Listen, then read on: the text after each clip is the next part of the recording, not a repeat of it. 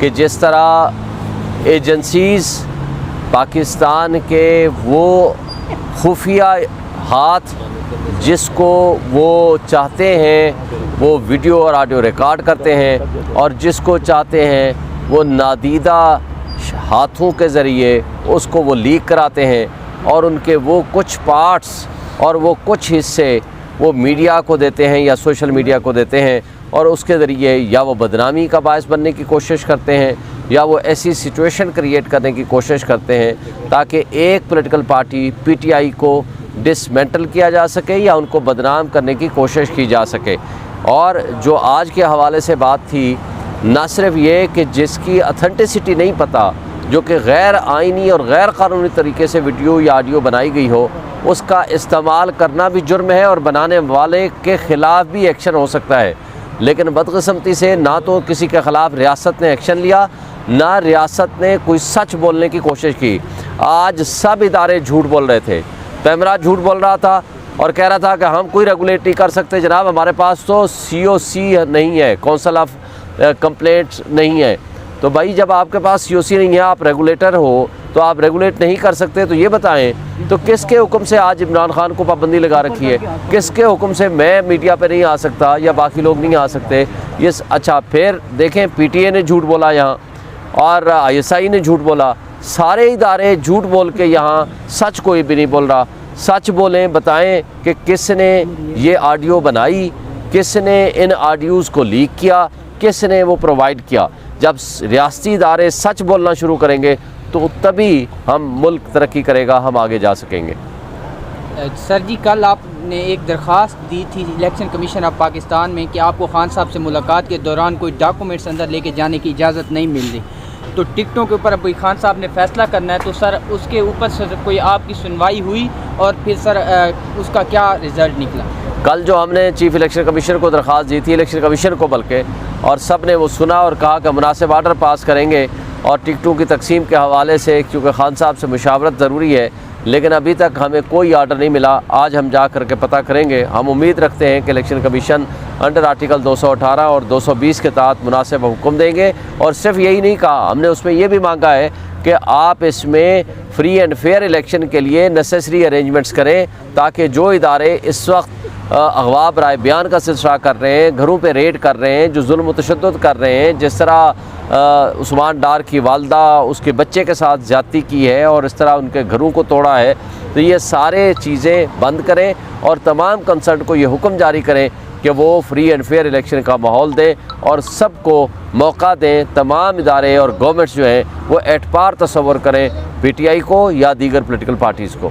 Sir, क्या वजह है कि PTI को अभी तक लेवल प्लेइंग फील्ड नहीं दी गई? वकला भी मेहनत कर रहे हैं, दलाइल पेश नहीं कर सकते या क्या वजह है? दलाइल तो पूरी कौम लेके खड़ी हुई है, 90% अवाम आज भी इमरान खान के साथ खड़ी है, लेकिन दलाइल की बात नहीं है। मसला ये है कि हवाओं का रुख अभी हमारे ख़िलाफ़ है। हवाओं का रुख तब्दील करने के लिए उसके लिए माफिया का हिस्सा होना ज़रूरी है, उसके लिए सुपर लाडले को तैयार किया गया है। हवाओं का रुख को तब्दील करने के लिए तकाज़े शायद कुछ मुख्तलिफ हैं। हम ये समझते हैं कि ये रियासत हमारी रियासत है, इस मुल्क में रहने वाले 25 करोड़ आवाम का ये हक़ हासिल है कि वो अपने मुंतखब नुमाइंदे अपनी आज़ाद चॉइस से वो मुंतखब करें। तमाम पॉलिटिकल पार्टीज़ को इक्वल अपॉर्चुनिटी होनी चाहिए वो, ताकि उनको ये एक हक़ मिल सके जो कि एक जमहूरियत का हक़ है, आइन का और क़ानून का हक़ है। शुएब शाहीन साहब, ये अभी सुप्रीम कोर्ट बार और पाकिस्तान बार की जानिब से जब इंतखाबी शेड्यूल भी आ चुका है और इलेक्शन की डेट भी आ चुकी है, कागजात नामजदगी भी जमा हो रही है, तो अब वो इलेक्शन कमीशन से मुतालबा कर रहे हैं मुस्ताफ़ी होने का। इससे पहले जब इलेक्शन कमीशन पर मुख्तलिफ इल्ज़ामात लगते रहे मुख्तलिफ जमातों की जानिब से, जब क्यों मुतालबा नहीं किया गया?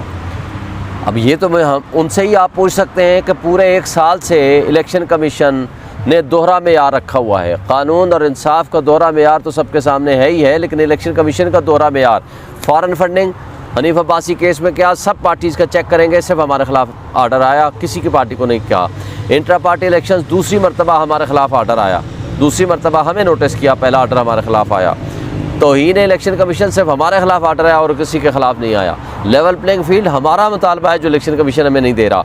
ज़्यादतियाँ हमारे साथ हो रही हैं। पिछले 1 साल से गैर आइनी हुकूमतें बैठी हुई हैं और इलेक्शन को डिले करने में, जमहूरियत को डिरेल करने में इलेक्शन कमीशन का हाथ है। ये सुप्रीम कोर्ट लिख के दे चुकी है। इस सब कुछ के बावजूद वो सुप्रीम कोर्ट बार एसोसिएशन और वो पाकिस्तान बार कौंसिल, वो पंजाब बार कौंसिल आज तक सो रहे थे। हमें नहीं पता कि आज वो जागे किस लिए हैं। इसलिए कि ताकि इलेक्शन ना हो सके।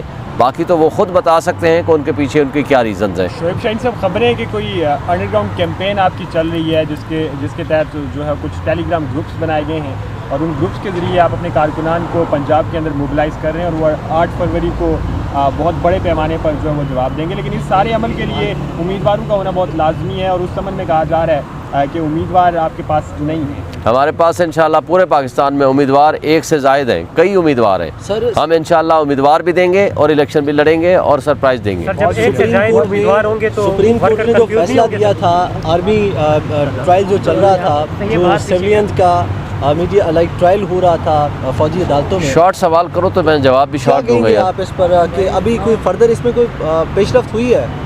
देखें, जो मिलिट्री कोर्ट्स के हवाले से जो चीज़ें हैं वो सबके सामने हैं।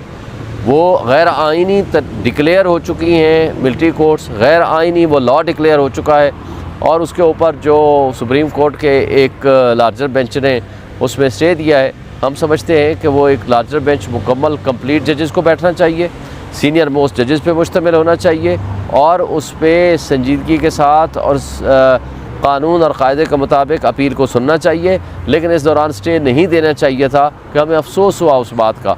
हम इंशाल्लाह उम्मीद रखते हैं कि सिविलियंस का मिलिट्री ट्रायल नहीं होगा। शाहीन साहब, ये बताइएगा कि हवाओं का रुख अपनी तरफ मोड़ने के लिए बातचीत चल रही है पीटीआई की किसी से? हमारी कोई बातचीत किसी से नहीं चल रही। हम लेकिन मुतालबा करते हैं एक तमाम स्टेक होल्डर से। हम ये कहते हैं कि ये हवाओं का रुख तब्दील करने का अख्तियार सिर्फ आवाम का होना चाहिए। आवाम जिसको लाना चाहे, आवाम जिसको लाडला बनाना चाहे, उसको ये हक होना चाहिए। ये ड्राइंग रूम पॉलिटिक्स को और सियासी अशराफिया जो अपने मफादात के तहत फैसले करता है उनको आवाम रिजेक्ट कर चुकी है। आप समझते हैं कोई एक ऐसा इलेक्शन हुआ हो पाकिस्तान की तारीख में जिसमें अवाम की जो नुमाइंदा जमात हो उसने हुकूमत की हो? एक है हुकूमत करना, एक है उन्होंने वोट देना। आपने देखा है 1970 के इलेक्शंस में, 1970 के इलेक्शन में शेख मुजीबुर रहमान की पार्टी को हराने की कोशिश की गई थी और उसके लिए शेख याया खान ने पैसे भी तकसीम किए थे। लेकिन उसके बावजूद 162 सीटों में से 160 सीटें शेख मुजीबुर रहमान की पार्टी जीत गई। फिर उसको इक़्तिदार नहीं हासिल करने दिया गया। तो फिर क्या हुआ आपके मुल्क का? अल्लाह ना करे कि ऐसी कोई सिचुएशन हो, लेकिन आवाम के फैसले आवाम को करने चाहिए। Thank you sir, thank you.